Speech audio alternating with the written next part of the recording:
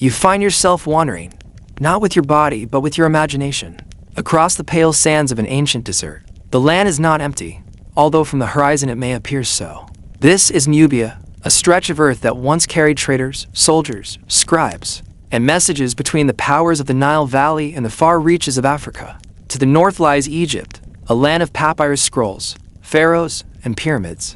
To the south, the great kingdoms of Kush and Meroe, places filled with iron smelters, bustling marketplaces, and their own temples to gods who seem both familiar and unfamiliar to their Egyptian neighbors. Somewhere in between, stretching across the dusty routes that no one remembers anymore, stood the backbone of something surprisingly ordinary, yet quietly revolutionary: camels carrying messages. The camel itself, at first, was not native to Nubia.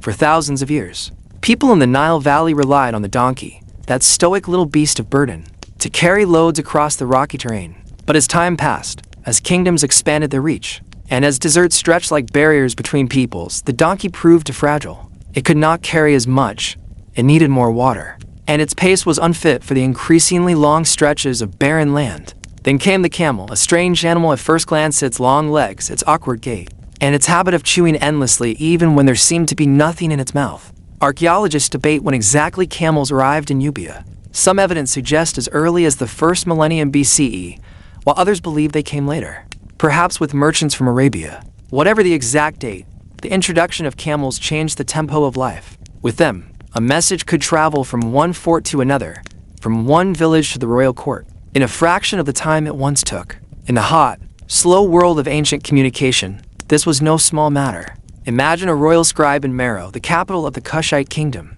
dipping his reed pen into black ink, carefully marking words onto papyrus or parchment. Perhaps he writes instructions from the king about the collection of tribute from a nearby province. Or perhaps it is a warning about the movements of Egyptian soldiers to the north. This fragile sheet, small enough to roll and tie with string, would be entrusted to a messenger. That messenger, instead of trudging slowly behind a donkey caravan, would mount a camel. The beast's long stride and ability to go days without water meant the journey could be swift, efficient, and above all, reliable. Camels were not just transportation. They were survival embodied.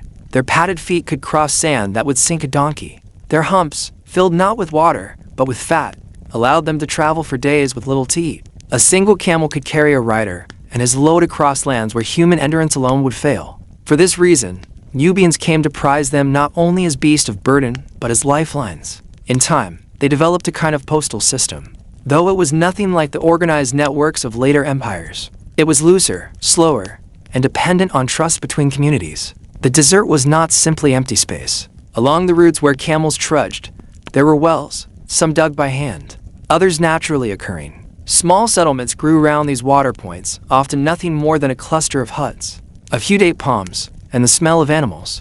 A message carried from one settlement to another could pass through these stations, where both rider and camel would pause to drink. In these pauses lay the rhythm of communication, not instant, not rushed, but steady, deliberate, and dependable. What makes this boring, in a way, is how ordinary it became. One might think of history as being shaped by great battles, grand speeches, or miraculous inventions. Yet here, in Nubia, history trudged slowly alongside the camel's soft steps in the sand. Without them, orders might never have reached soldiers in time. Without them, tax collectors might not have known which villages owed what to the crown. Without them, news of a flood or a famine might have taken too long to arrive, dooming lives that could otherwise have been saved. The camel post was not glamorous. Riders wore simple garments, often little more than linen tunics, wrapped against the sun. They carried no grand banners, only small satchels with scrolls, wax tablets, or oral messages committed to memory. Their journeys were marked less by adventure than by monotony. The desert stretched endlessly, the sun rose and fell without mercy, and the only sound was the swaying creak of leather straps and the groaning breath of the camel beneath them. Yet within this monotony lay something vital. Messages moved, and with them, the fragile threads of civilization held together. You might picture a line of camels plodding forward, the lead guided by a man with a simple staff. At times, the sandstorms would come, blowing fine grains into every fold of skin and cloth, covering scrolls in a thin dust that later had to be brushed off before reading. At other times, the nights would be bitterly cold, the desert stars shining bright above while the camels knelt to rest. Riders, wrapped in cloaks, would huddle near small fires, holding their messages close, waiting for dawn to rise so the journey could continue. The Nubians were not alone in using camels for communication. across Arabia, and deeper into Africa. Other peoples found similar uses for these resilient creatures. But in Nubia, the camel took on a special role. It became not only a messenger but also a symbol of connection. Where once the Nile had been the only artery binding villages and kingdoms, now the desert itself became a corridor, thanks to the camel. Of course, this was not a system without its flaws. Messages could be delayed by illness, by raids from desert tribes, or by the simple fact that camels sometimes refused to move. There are accounts, though rare, of caravans waiting hours for stubborn animals to rise from their knees. And yet, despite these inconveniences, the system endured. It endured because it had to, because people depended on it, because kingdoms needed it, and because the camel was, in its own quiet way, the most reliable servant of empire. As centuries passed, the camel would become even more important. It would link Nubia to Egypt, to Arabia, to the great trade routes of the Red Sea and beyond. But in these early centuries, when the system was still forming, its simplicity was its strength. A rider, a camel, a desert path, and a scroll that was enough to keep the world connected. When you think of Nubia today, you may think of pyramids, ruins, or forgotten temples half buried in sand. But in truth, the real life of the kingdom pulsed along the roots of these postal camels. Each soft step carried not just a rider, but the weight of a kingdom's communication. Without them, Nubia's kings might have ruled in silence, cut off from their lands, their commands lost to the desert wind. And so, you may ask yourself, as the stars shine over this quiet land, if the camel had never come to Nubia, how long could its fragile kingdom have endured, bound only to the narrow waters of the Nile? The narrow waters of the Nile. You find yourself once again beneath the wide skies of ancient Nubia, where the sun seems to linger too long, and the earth gives little in return except silence and dust. But here, amid the endless dunes, the quiet hum of activity carried on. A camel trudges slowly forward, carrying a rider who clutches a rolled parchment bound in twine. It is one among many messages traveling across the desert, part of the lifeline that held Nubia together. In this section, you begin to see how the postal system actually worked. It was not a single, centralized network like the later Roman cursus publicus or the Persian railroad. Instead, it was a patchwork of routes that connected forts, villages, and trading posts. Each route was maintained by the trust of local communities, who agreed to shelter riders and water their camels in exchange for goods, favors, or recognition from the crown. In this way, the kingdom wove a fragile, human net across a harsh landscape.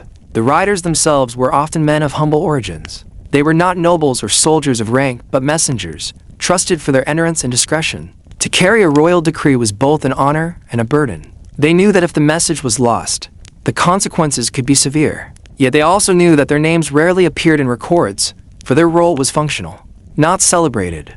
A rider's loyalty was not measured in fame, but in how faithfully he delivered his cargo. The system depended on discipline, though it was slow compared to modern expectations. A message from Meroe to Elephantine might take several days, perhaps even weeks, depending on the season and the condition of the routes. In the flood season, swollen rivers could delay travel. In the dry season, sandstorms could halt caravans for days. Still, compared to the earlier days when donkeys struggled across the sands, this was an improvement. Each message carried by these postal camels had its own urgency. Though the world judged urgency differently in antiquity, a royal command to mobilize soldiers might be considered urgent, but even then, weeks of delay were tolerated as inevitable. Trade instructions requests for ebony, ivory, or gold were sent with the same patient rhythm. In a way, the slowness of the system matched the slowness of ancient life itself. Time moved differently. The people of Nubia were accustomed to waiting, but waiting did not mean inaction. Along the routes, there were way stations, rudimentary, to be sure, but vital. These might consist of little more than a shaded shelter, a water pit, and a few guards or herdsmen. When a rider arrived, he dismounted, let his camel kneel, and offered the animal a chance to drink. Often, the rider himself would be given flatbread, dried dates, or perhaps a bowl of lentil stew from the station's keepers. In return, he might deliver not only official messages but also personal notes. Families used these couriers as well, slipping small letters or verbal messages into their journeys. In this way, the postal camels connected not only kings and governors but also brothers, mothers, and children across distances that would otherwise have been insurmountable. The trust required for such a system was immense. Messages could easily be intercepted, lost, or destroyed. Yet people believed in it, because they had little choice. And this belief shaped how Nubia's kingdoms functioned. Tax collectors depended on it to know when caravans of tribute would arrive. Generals depended on it to anticipate threats from raiders along the borders. Traders depended on it to negotiate prices for goods traveling north toward Egypt, or south into the African interior. It was in the reign of the Kushite kings that the system became most critical. These rulers, seated in their capital of Meroe, often had to balance the interest of both Egypt to the north and local chiefs to the south. Orders needed to flow swiftly, even if swiftly meant weeks rather than months. Some historians speculate that the efficiency of this camel-based communication helped Nubia maintain its independence for centuries, even as larger empires rose and fell around it. Imagine again the routine of a single rider. He wakes before dawn when the desert air is still cool and checks the straps on his camel. He ties the scroll securely in a leather satchel, mounts, and begins to ride. His day is long, filled with little more than the rhythm of hoofbeats and the shifting patterns of sand. He watches for landmarks, an outcrop of rock, a cluster of palm trees, the faint trace of an old caravan trail. At intervals, he stops to water his animal, whispering to it in a low voice, urging it onward. By nightfall, he reaches a station, eats sparingly, and falls asleep under the stars. The next day, he repeats the process. His life is marked by monotony, but through this monotony, kingdoms are bound together. What strikes you, perhaps, is how fragile the system seems by modern standards. One rider could fall ill, one camel could collapse, and the chain of communication would break. Yet fragility was a constant feature of ancient life. People built systems not to eliminate fragility, but to manage it. The postal camels of Nubia were exactly that, a way to keep fragility from overwhelming the kingdom. The beauty of this lies not in grandeur, but in persistence. Day after day, riders carried their messages across a desert that cared nothing for their efforts. The wind erased their tracks within hours. The sand swallowed their footprints as if they had never been. Yet still, the messages moved. Still, the system endured. One cannot help but wonder, in a world where messages could take weeks to arrive, how did people think about time? Did they feel impatience as we do today, refreshing a screen when a reply is delayed by minutes? Or did they live more comfortably with silence, trusting that a reply would come when it could, carried slowly on the back of a camel? And so, the story of Nubia's postal camels raises a simple but unsettling question. If communication defines the strength of a kingdom, then how much of Nubia's fate rested not on kings or generals, but on the silent endurance of a few anonymous riders and their beast of burden? The sun is sinking now over the desert horizon, staining the sands in hues of gold and red. For centuries, this same sun set on the lives of countless riders and camels who carried messages across Nubia. Their work rarely left grand monuments. Unlike temples or pyramids, their traces were not built of stone, but of footsteps in the sand, soon swallowed by the wind. Yet their legacy endures quietly, hidden within the broader story of how kingdoms survived, governed, and remained connected in the harsh world of antiquity. As the centuries passed, the camel became more than just a tool for Nubia. It was woven into trade routes that stretched far beyond the borders of the kingdom.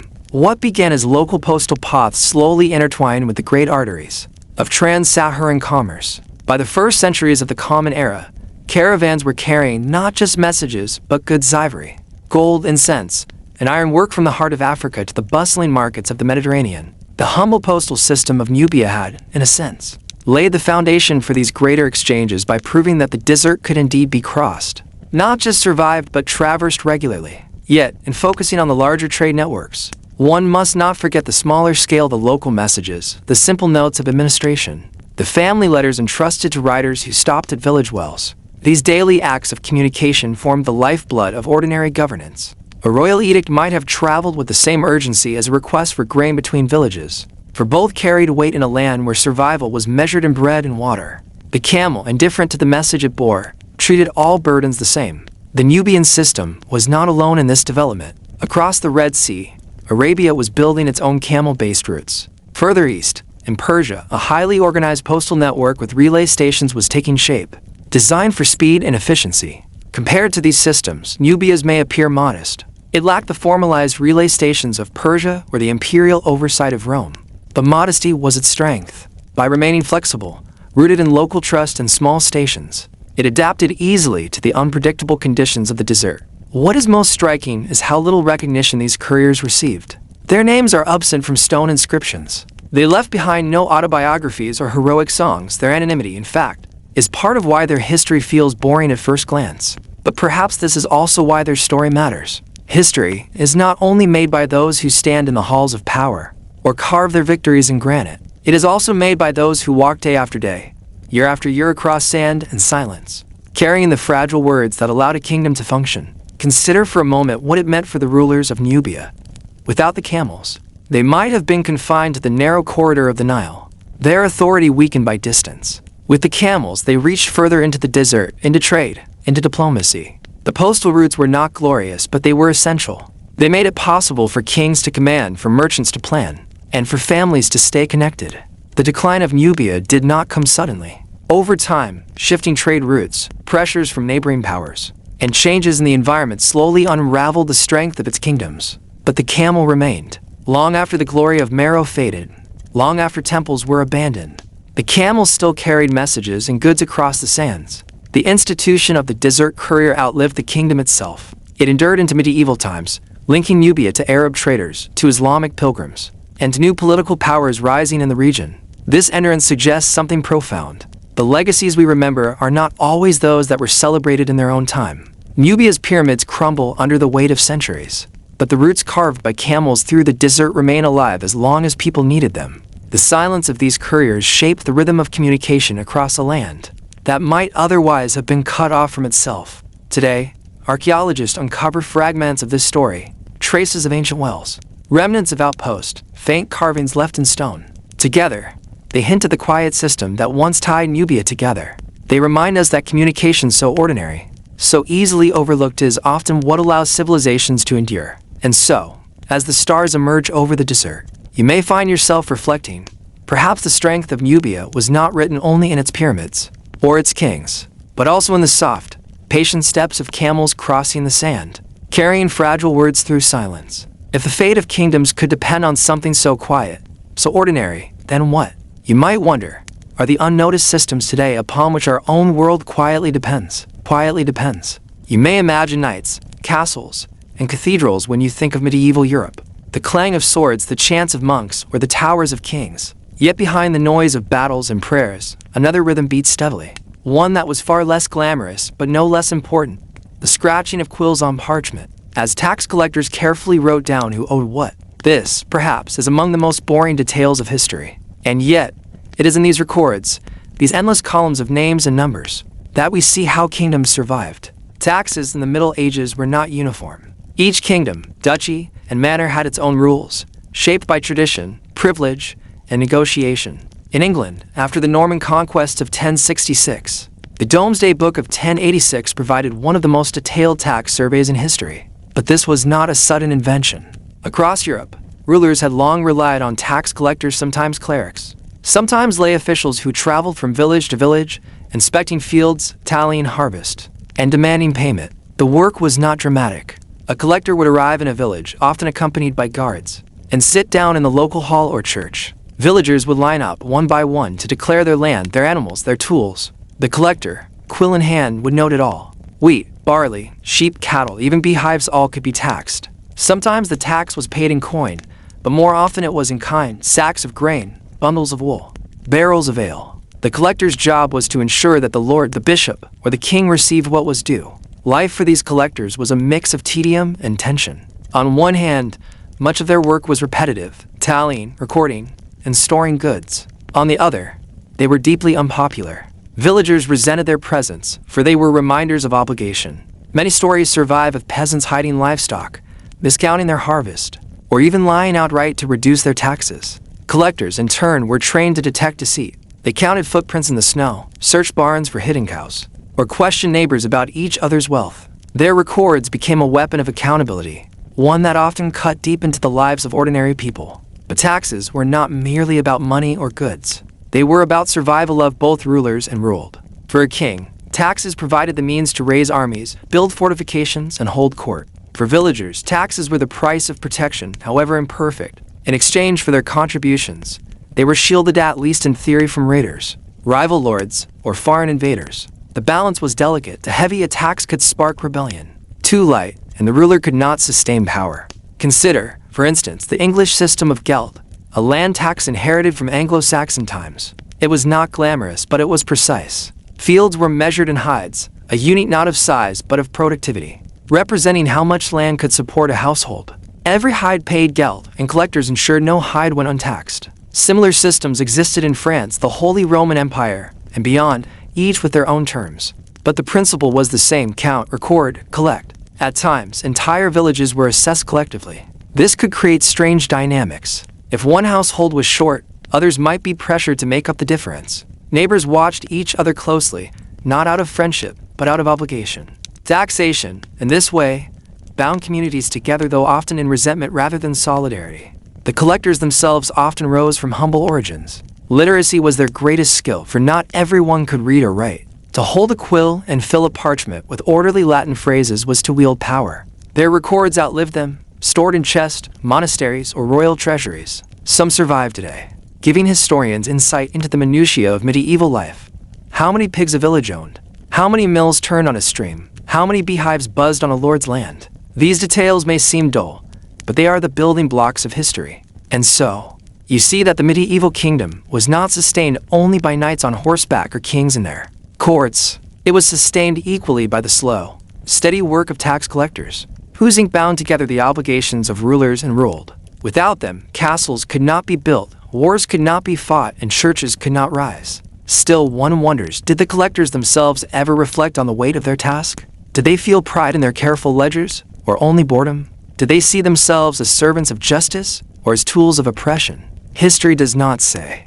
Their voices are quiet, lost behind the numbers they recorded. And so, as you sit with the image of a tired collector hunched over a parchment, scratching figures late into the night by candlelight, you may ask yourself, was the power of medieval kings written not in swords or crowns, but in the endless, monotonous columns of ink kept by their tax men? The morning light falls on a wooden table inside a drafty manor hall. The table is bare except for a leather-bound ledger, a pot of ink, and a goose quill sharpened to a fine point. This is the workplace of the medieval tax collector. And here the lifeblood of kingdoms was measured not in swords or banners, but in tallies and sums. The collector sits patiently, his hands stained from ink, his ears tuned to the murmurs of villagers who wait uneasily nearby. Each name is called in turn. One man steps forward to declare 3 oxen, a small patch of barley, and a hut by the stream. Another admits to keeping sheep, but insists that one was lost to wolves. Each entry is recorded, neat rows of script that seem simple, but each line represents tension between obligation and survival. For medieval peasants, taxation was more than numbers. It shaped the rhythm of the agricultural year. After harvest, a portion of the crop was set aside for taxes before families could enjoy the fruits of their labor. Grain for bread, wool for clothing, and livestock for milk or metal could be diverted away. A poor harvest did not guarantee relief. Collectors were often instructed to demand dues regardless of circumstance, though occasionally, if famine struck, lords might reduce the burden. Such mercy, however, was rare, for rulers themselves faced endless expenses. Taxes came in many forms. There was the tallage, a tax levied by lords on towns under their control. There were aids, extraordinary payments demanded on special occasions, such as when a king married off his daughter or ransomed himself from captivity. There were church tithes, amounting to 1/10 of produce or income, demanded by priests for the maintenance of clergy and cathedrals. Layer upon layer of obligation meant that the same farmer might see his crop divided among lord, king, and church before his family touched a single loaf of bread. The collector's ledgers reveal this complexity. Entries are not just lists of goods but often contain notes about exemptions, delays, or disputes. A widow might be granted partial relief, a knight might pay less because of military service. A merchant might negotiate a lower rate in exchange for supplying goods to the crown. Taxation was never entirely rigid. It was a negotiation, and loopholes abounded for those with influence or connections. The poor, lacking both, bore the heavier share. In some cases, collectors themselves found ways to profit. Skimming from collections, underreporting in ledgers, or accepting bribes was not uncommon. Kings knew this, which is why collectors were sometimes audited by higher officials. Yet, even audits were imperfect, for corruption had deep roots. Ironically, the very system designed to bind a kingdom together was also a web of opportunities for dishonesty. Still, the records persisted. Across Europe, vast collections of parchment piled up in treasuries and monasteries. In England, the Domesday Book remains a monumental example, but smaller ledgers survive in France, Italy, and Germany. These are the windows through which historians peer, reconstructing not only taxation, but the texture of daily life. A note about 2 mills by the river hints at industry. An entry for 10 hives of bees tells us about local diets. Honey being prized both as sweetener and for brewing mead. What collectors considered mundane data now speaks volumes about the medieval world. The work, however, was lonely. Collectors traveled often, leaving home for weeks at a time. Their presence in villages brought unease. Children whispered about them, women avoided their gaze, men muttered curses under their breath. Yet collectors persisted, because their livelihood depended on obedience to their employers' lords, bishops, or kings. Their survival, like that of the peasants they taxed, depended on fulfilling obligations. What makes this story oddly compelling is its monotony. Day after day, collectors wrote, counted, and tallied. Their world was one of parchment and patience. No matter how many wars raged or crusades launched, the tax rolls still had to be completed. A king might fall, but the ledger continued. The rhythm of taxation bound society more tightly than most realize. A noble might rebel against a king. A village might rise against a lord.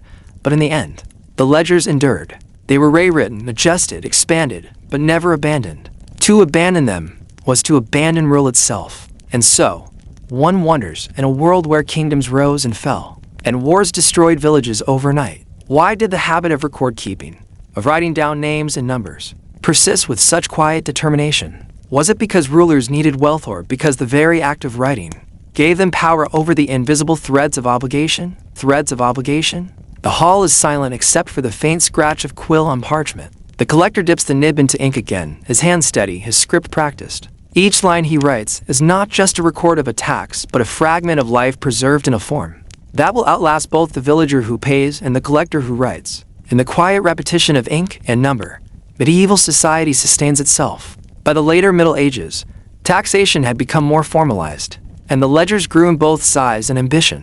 Rulers understood that power did not rest solely in castles or on battlefields. It rested also in the ability to account, to measure, to transform obligations into written form. What could not be counted could not be claimed. And so, kingdoms turned increasingly to clerks, scribes, and collectors, who became the quiet architects of governance. Take, for example, the English exchequer. Here, officials use not only parchment rolls but also tally sticks, simple wooden rods split in half. One half kept by the crown, the other by the taxpayer. When placed together, the notch is aligned, confirming the debt. Such methods may seem crude, but they reveal how seriously medieval rulers took record keeping. Accuracy was survival. A miscount could mean soldiers left unpaid or fortifications left unbuilt. And yet, despite their importance, the collectors remain largely invisible in the grand narratives of history. Chronicles spoke of kings and wars, of saints and miracles, but rarely of the men who ensured that resources flowed.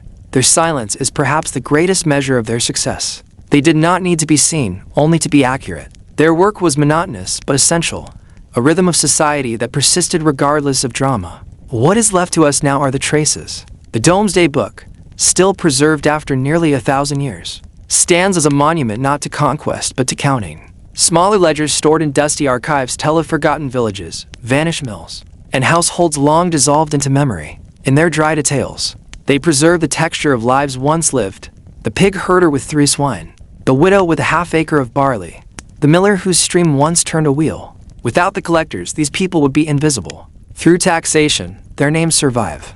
The weight of taxation was heavy, often unjust. It bred resentment, sparked uprisings, and fueled countless grievances. But it also tied communities into larger systems of governance. Villages far from royal courts were nevertheless bound to them by the flow of goods and coin, by the ledgers that noted their contributions. This network, unglamorous and repetitive, was what allowed medieval kingdoms to endure. Reflecting on this, one sees that power is not always loud. Sometimes it whispers through ink on parchment. Sometimes it is carried in ledgers tucked into wooden chest. Sometimes it is preserved in the memory of collectors whose names we no longer know. Their legacy is not a monument, but a method, the habit of recording, the insistence that obligations be written and remembered. And so, as the candle flickers and the collector finishes his last entry for the day, he sets aside his quill, unaware that centuries later, historians will pore over his work, piecing together a world from his columns of numbers. His life was ordinary, his work tedious, but in that tedium lay the machinery of history. The thought lingers. If entire kingdoms could depend so completely on the quiet work of record keepers, then what unseen clerks and collectors sustain the systems of our own time? And are their ledgers, too, the silent foundations of our world? When you think of the Middle Ages, you might imagine cathedrals stretching skyward, castles rising on hills, or battles fought on open fields. But beneath all of that splendor and strife, there was the ground quietly waiting to be shaped, smoothed, and covered. Floors do not often command attention in history, yet they carry the weight of every footstep, from peasant to king. And those floors, more often than not, were made from tiles. The making of a medieval tile was a slow and deliberate process, beginning not with the cathedral or the hall, but with the earth itself. Clay had to be found, and not all clay was equal. Some clays were too sandy, others too dense, and the tiler had to know by sight and by touch what would work. Once chosen, the clay was dug, a laborious task involving heavy spades and carting to the workshop. The tiler could not rush this part. The earth gave up its materials in its own time, and the quality of the final tile depended entirely on patience at this stage. In the workshop, the clay was soaked, kneaded, and filtered to remove stones, roots, or any imperfection that might crack a tile in the fire. The process resembled bread making, though slower and far less forgiving. Once prepared, the clay was pressed into molds, often wooden frames lined with sand so the clay would not stick. The simplest tiles were plain squares, but more ambitious tilers carved patterns into the mold's geometric designs, floral motifs, or even the occasional heraldic device. Each mold was reused countless times, its grooves wearing smooth with decades of service. But shaping was only the beginning. The tiles had to dry often for weeks in a shaded, airy space. If dried too quickly, they would warp. If too slowly, they might mold.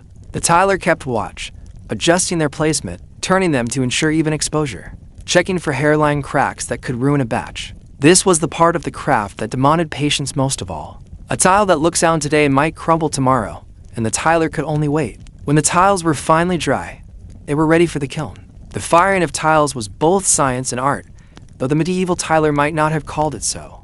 Kilns were dug into the earth or built of brick, designed to hold heat for days. The fire had to be fed constantly, sometimes for a week, by apprentices or family members working in shifts. Too much heat too soon and the tiles would blister. Too little and they would remain soft. The tiler listened for cracks, smelled the clay as it hardened, and judged the fire not by thermometer but by instinct and experience. The result was a stack of tiles, some reddish, some brown, some uneven or cracked, but enough good pieces to lay a floor. Once glazed, some tiles gleamed with a dull shine. Others remained matte, earthy, and plain. The tiler loaded them onto carts, bumping along rough roads to the site of the church, abbey, or hall that had ordered them.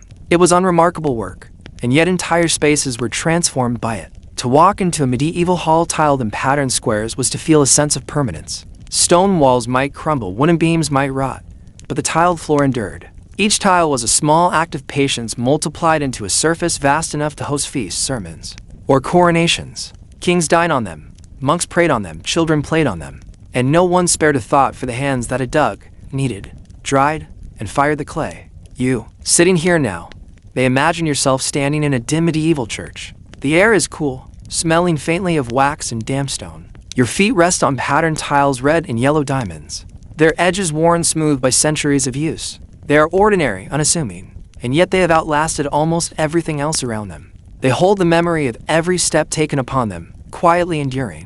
And so, we return to the tilers themselves. Who were these men and women whose labor made the ground beneath medieval Europe? Their names are largely unknown, their lives barely recorded, but their work remains beneath our feet, a legacy as humble as it is enduring. The question, however, remains unanswered. What did it mean? In a world of fleeting grandeur and constant upheaval, to spend one's life shaping something as ordinary as a floor tile. The tile itself is a simple object, a square of clay hardened by fire. Yet, when placed together, tile after tile, square upon square, something larger begins to take shape. Floors became canvases, and their designs told stories that were neither shouted nor painted in vivid colors above, but whispered beneath the feet of those who walked them. In monastic cloisters, tiles were often plain, their tones of red and brown blending into the quiet order of stone walls and gardens. But even here, subtle patterns could emerge. A sequence of diamonds laid corner to corner created a gentle rhythm across the walkways. Circles intersected to form flowers, a reminder of creation. The monks may not have noticed consciously, but their daily steps traced paths across shapes meant to reflect harmony and divine order. In parish churches, where villagers gathered for mass, tiles often bore more decorative designs. Some showed leaves curling along borders, others bore simple animals, a hare, a bird, a fish. These were not mere decorations but carried symbolic weight. The fish, for example, represented Christ. The bird could symbolize the soul's flight. Even the interwoven vines carved into a tile mold spoke to medieval minds of the interconnectedness of life, sin, and salvation. Then there were the great abbeys and cathedrals, where tile floors became statements of both wealth and theology. Geometric patterns stretched across wide spaces, creating optical illusions that guided the eye toward the altar. Heraldic symbols lions, fleurs d'lis, or crosses reminded all who entered that the church was supported by noble patrons. To kneel on such tiles was to place oneself physically upon the symbols of earthly power and divine order alike. The colors, too, were not without meaning. Unglazed tiles in muted earth tones spoke of humility. Glazed tiles in brighter shades of yellow, green, or black spoke of grandeur and permanence. The cost difference was significant. A wealthy donor might fund the installation of glazed patterned tiles in a side chapel, ensuring that generations to come would kneel on a floor that shimmered faintly in candlelight. Beyond symbolism, patterns served a more practical role.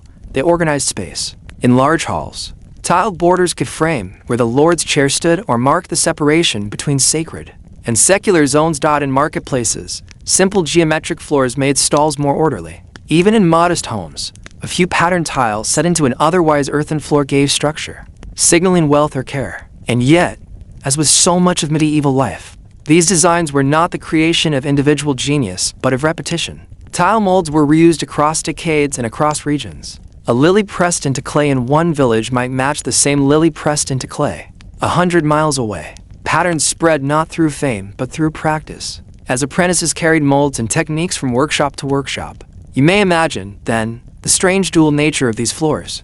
On one hand, they were deeply local, the product of the clay of a specific riverbank, fired in a specific kiln, laid by the hands of men from the village. On the other hand, they were connected to a broader visual language, repeated across Christendom. A monk traveling from one abbey to another might find familiar patterns beneath his feet, reminding him of the unity of the church. And always, the tiles remained underfoot, overlooked. People admired painted ceilings, carved altarpieces, and stained glass, but few paused to notice the quiet order at their feet. This was perhaps the tiler's greatest irony. His work was most successful when it was least noticed. The floor was not meant to be admired, but endured, stepped upon, and trusted to remain. The symbolism of medieval tiles was not confined to sacred spaces. In castles, heraldic tiles proclaimed lineage, loyalty, and alliance. To walk across such a floor was to tread on the very identity of the household, to see it reinforced not just in banners and shields, but beneath one's feet. Here, too, tiles were messages in clay, their permanence reminding all who entered that families and their claims stretched across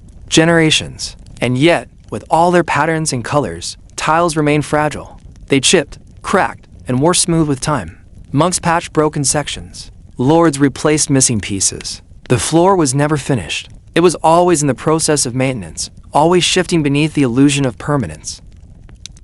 This invites us to a quiet reflection.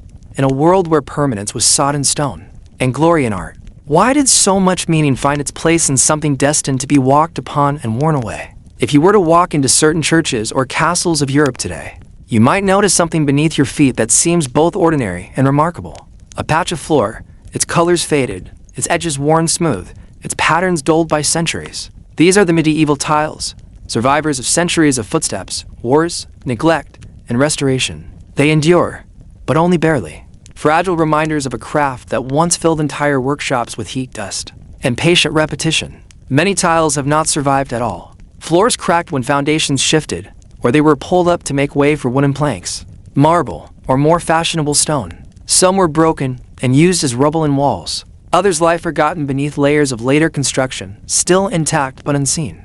Archaeologists, when they unearth them, find themselves staring into the patient handiwork of men and women whose names are lost, but whose impressions remain in clay. Those that do remain are often incomplete, an isolated patch in a cloister, a border fragment in a ruined castle, a handful of decorated squares displayed in a museum. Yet, in these fragments, we glimpse the persistence of medieval thought. The patterns, however faded, still suggest harmony, order, and symbolism. Even chipped and cracked, the tiles continue to communicate across centuries. It is easy to imagine the slow rhythm of their making. Clay dug from a river bank, pressed into a mold, left to dry, fired in a smoky kiln. The tiler lifted each one, perhaps without a thought that it would survive hundreds of years. To him, it was not a monument, but a task, one tile among thousands. Yet time has transformed these ordinary objects into rare connections with the past. The endurance of tiles is not only physical, but cultural. They reveal how medieval people thought about permanence. To them,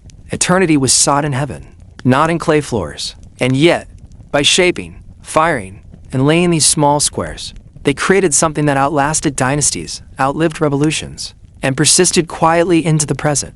Their very ordinariness allowed them to endure. Consider, too, how tiles altered the spaces they occupied. In a monastery, they guided monks in their daily processions. In a parish church, they bore the weight of baptisms, weddings, and funerals. In a castle, they witnessed councils, feasts, and quarrels. Unlike statues or paintings, which could be moved or destroyed, tiles were lived with daily. Their surfaces eroded by life itself. Modern restorers often face a dilemma. Should they replace broken tiles with new ones to restore the pattern? Or should they leave the damage as evidence of time? In either case, the choice reflects a deep truth about tiles. They are not simply artifacts but surfaces of continuity, connecting the living to the long dead. And so, as you imagine yourself walking across a medieval tiled floor, perhaps in the dim light of a church, or the drafty hall of a castle, you may notice that the tiles do not call attention to themselves. They are simply there, as they always were, waiting to be used. Their patience is their legacy. Each step upon them is a reminder of the countless steps before. Each echo a quiet testimony to endurance. In the end, what remains most striking about medieval tiles is not their artistry or even their symbolism, but their humility. They are the forgotten foundations of spaces, the overlooked craft that carried entire communities. Their survival is accidental, but their persistence is meaningful. They whisper of a time when permanence was sought in grand works of stone and glass, but was found unexpectedly in the humble patience of clay. The question lingers, if so much meaning and memory can be held in something as ordinary as a tile, what overlooked surfaces of our own age might one day endure as the quiet record of our existence?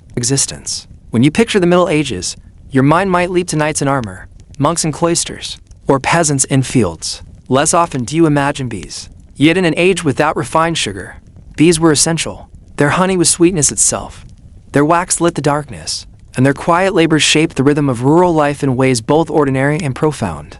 The medieval beekeeper's day began not with haste but with patience. To keep bees was to move slowly, to avoid sudden gestures, to work in harmony with a rhythm set not by clock or bell, but by the hum of wings. Hives were not the square boxes familiar today, but woven skepstone baskets made of straw or wicker, plastered with mud or cow dung to keep out the wind. These were placed in rows near orchards, meadows, or forest edges, where flowers grew in abundance. A beekeeper had to know the seasons intimately. In spring, when the first blossoms appeared, the hives stirred with new life. Swarms were a constant risk, and catching them required attentiveness. When a colony prepared to swarm, the air filled with a deep vibrating hum. The beekeeper would watch, sometimes climbing trees or using long poles to capture the clustering bees, gently shaking them into a new skep. Failure meant the loss of honey and wax, and with them, much-needed income. Honey itself was gathered sparingly. Medieval hives had no frames that could be removed. To take honey was to take comb. The beekeeper cut carefully, leaving enough for the bees to survive the winter. A greedy cut could doom the hive. The honey was strained through cloth, stored in earthenware pots, and traded in markets or delivered to monasteries. Its taste varied with the flowers of the season: heather, clover, meadow herbs, each carrying the landscape into sweetness. Yet it was wax that made bees indispensable. Candles of tallow smoked and stank. They guttered quickly. Wax candles burned with a steady, clean flame in churches, monasteries, and noble halls. Wax was a mark of dignity, and its demand was constant. Monasteries, in particular, relied on bees to keep their choirs lit for hours of prayer. Some abbés kept their own apiaries. Others relied on rents or taxes paid in honey and wax. To give wax was to contribute to the illumination of the sacred. The beekeeper's knowledge was both practical and mysterious. He watched the flight of bees to gauge weather, listened to their hum for signs of sickness, and knew that an angry hive required not force but quiet. Some believed bees could sense human moods, that a beekeeper's temper could unsettle them. Others held that bees must be informed of important household events, births, marriages, deaths, or else they would abandon the hive. These beliefs, half superstition, half experience, bound human life to the lives of insects in ways both delicate and strange. You might imagine yourself standing near a row of skeps on a late summer afternoon. The air is heavy with the scent of flowers and warm straw. The hum of bees rises and falls, steady, almost hypnotic. A beekeeper in coarse linen tends the hives, his hands slow and careful, his face calm.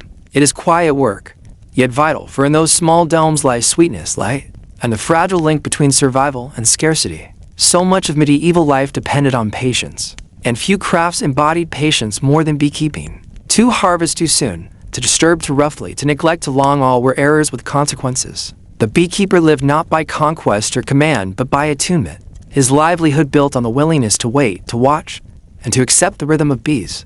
But beyond honey and wax, the bee carried meanings of its own. In sermons, bees were praised for their order, their cooperation, their tireless labor. They became symbols of the church, of community, of obedience to higher order. A simple hive thus spoke not only of sweetness, but of virtue. The thought remains, in a world often marked by violence and upheaval, what did it mean to rest so much trust in the quiet labor of insects? In the medieval world, few things carried more weight than beeswax. To us, wax is ordinary, perhaps useful for sealing or polishing. But to the Middle Ages, wax was light itself, the material that made prayer visible in flickering flame. Monasteries required vast quantities to keep candles burning through vigils, feast days, and daily offices. A wax candle might burn evenly for hours, its light steady and smoke minimal. In the hushed dimness of a stone chapel, this meant more than comfort. It meant continuity. To keep light alive was to keep prayer alive. Honey, too, carried meanings far beyond sweetness. In an age before cane sugar arrived in quantity from distant trade routes, honey was the primary sweetener. It flavored mead, sauces, and cakes. In medicine, it was used in poultices, ointments, and tonics. Physicians praised it for soothing throats, preserving herbs, and healing wounds. Monks recorded recipes for honey-based remedies in manuscripts, mixing it with vinegar, wine, or herbs gathered from cloister gardens. To eat honey was not merely indulgence, but part of the web of care and survival. Economically, bees tied villages to towns and towns to monasteries. Rents were sometimes paid in honey or wax, with entire households owing skeps of bees as part of their dues. Markets smelled of honeyed cakes, jars of strained sweetness, and blocks of pale wax, ready for candles. Some monasteries demanded annual delivery of wax candles from their tenants. Others produced honey wines meads served in their halls and sold in taverns. What seemed simple, a jar of honey or a candle, was in fact bound up with obligations, taxes, and trade. Spiritually, bees became metaphors woven into sermons. Preachers praised their industriousness, contrasting them with human idleness. The order of the hive, with its labor divided among workers, drones, and queen, seemed to mirror the order of society: peasants, nobles, and rulers. Augustine and later medieval writers spoke of bees as examples of unity in diversity, of obedience to divine will. To kneel before an altar lit by wax was to kneel before both the light of God and the labor of bees, sanctified by interpretation. There was also a tenderness in how bees were regarded. In some regions, the practice of telling the bees persisted when a family member died. The beekeeper would gently tap the hive and inform the bees of the death, lest they abandon the household. To modern ears, this sounds like superstition, but in a world where loss was frequent and survival precarious, it reflected a profound sense that bees were part of the household, woven into its joys and sorrows. And yet, the work remained humble. Beekeepers often stood at the edges of society, neither wealthy nor powerful, yet depended upon by all. Their hives supplied not only sweetness and light, but the symbols by which medieval society explained itself. A monk might preach on the virtues of bees without ever tending a hive, while the beekeeper, whose hands bore the stings, labored quietly outside the town. You may imagine, then, a monastery preparing for Easter. Dozens of candles are lit, their flame steady and golden, filling the dark nave with radiance. Each candle is the result of 1,000 flights of bees, of countless blossoms visited, of wax gathered cell by cell, molded, melted, and poured. The light of prayer, of solemn chant, rests on the work of insects and the patience of their keepers. It raises a quiet realization. In the grand cathedrals and abbeys of Europe, amid soaring vaults and ringing bells, much of the sacred was sustained not by stone or song alone, but by the tireless hum of bees and the slow labor of those who kept them. Yet, for all their value, bees were vulnerable to weather, to disease, to human error. A harsh winter could empty skeps. A careless cut of comb could doom a colony. The beekeeper lived always at the mercy of forces beyond his control. This leaves us to wonder, in a society that prized order and permanence, what did it mean to depend so heavily on creatures so small, so fragile, and so easily lost? The medieval beekeeper, tending his skeps in a meadow or orchard, could never have known that centuries later, traces of his work would still be remembered. Yet fragments survive, beeswax seals on old charters, the faint honey scent preserved in clay jars excavated from forgotten villages, and scattered references in manorial records noting rents paid in skeps or wax. The bees themselves have long since died, but the memory of their labor lingers in the quiet corners of history. The fragility of medieval beekeeping is striking. Hives were vulnerable to damp weather, predators, and parasites. A single cold snap could kill a colony, leaving the beekeeper with empty skeps. Disease sometimes swept through apiaries, Though medieval people had no words for the pathogens involved, their remedies were practical guesses, moving hives to sunnier ground, burning diseased skeps, or praying for the bees' health. Despite their care, loss was constant. And yet, beekeeping endured. It endured because people needed what bees provided. Honey-sweetened food when other luxuries were out of reach. Wax lit the sacred spaces of monasteries and parish churches alike. Even when colonies perished, new ones could be caught in swarms, new skeps woven, new cycles begun. The beekeeper lived always between loss and renewal, never entirely secure, but always sustained by the rhythm of the hive. Over time, the practices changed. Wooden box hives replaced skeps in some places. Knowledge slowly accumulated.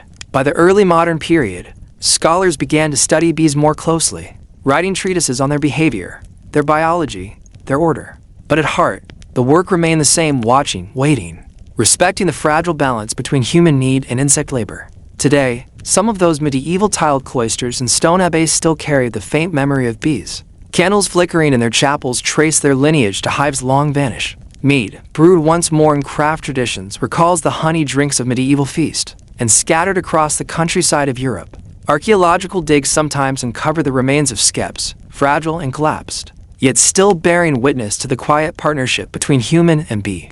Perhaps the most enduring lesson of medieval beekeeping is patience. The beekeeper did not control the hive in the way a farmer might plow a field, or a mason might lay a stone. He could only encourage, protect, and wait. The bees belonged to themselves, and humans lived at their mercy. In that dependence lay humility, a rare reminder in a world often ruled by force and ambition. As you picture a row of woven skeps standing in the soft light of dawn, bees drifting lazily in and out, you may realize how much of medieval life rested on such delicate, unnoticed foundations. Sweetness, light, and meaning were drawn not from spectacle, but from the hum of wings. And so the thought lingers: if the medieval world, with all its striving for permanence and glory, relied so deeply on the fragile labor of bees, might our own world also rest on foundations we scarcely notice until they falter?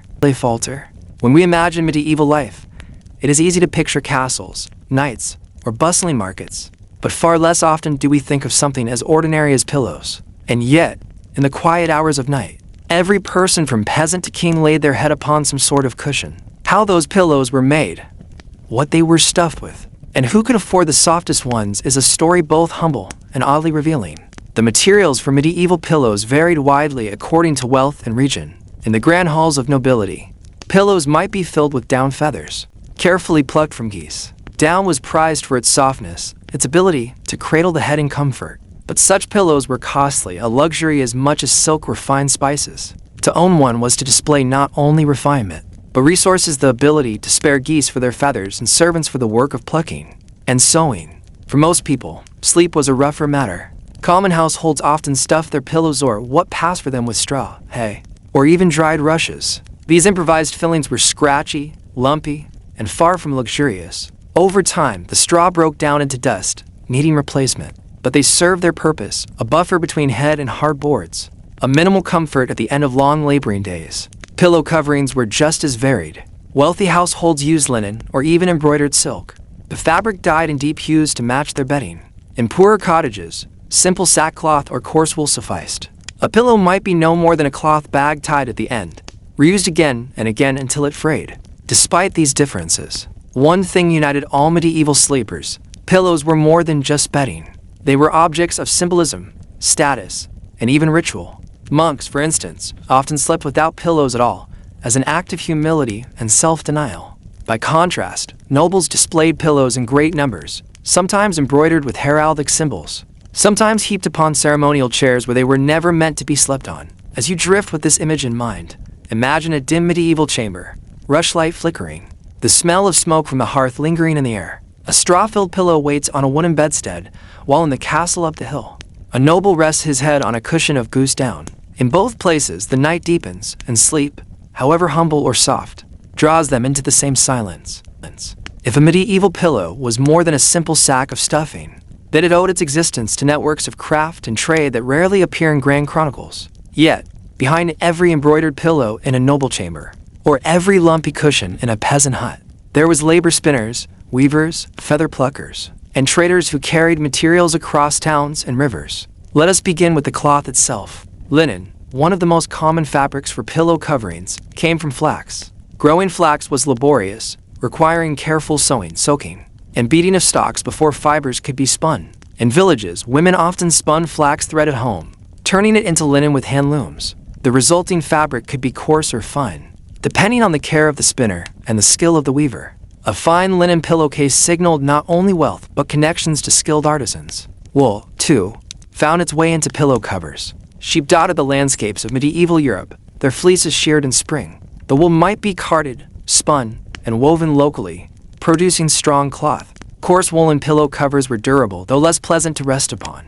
Sometimes wool was used as filling too, though it was prone to clumping and lacked the lightness of feathers. The filling, however, was the true test of comfort. Goose down pillows required geese in abundance, and goose farming was itself an economic pursuit. In some regions, families raised geese specifically for feathers, plucking them during molting seasons. Down was often saved over years, accumulated slowly, to produce a single pillow. Wealthier households, however, could purchase down through markets. Town records occasionally list sacks of feathers among merchant goods, quiet reminders that even the softness of sleep was bought and sold. Straw and hay, in contrast, were local and plentiful. After harvest, households gathered the leftovers of fields, drying stalks for use as bedding and pillow stuffing. This practice had its own rhythm. Each season brought new straw, and each season old, broken straw was tossed away.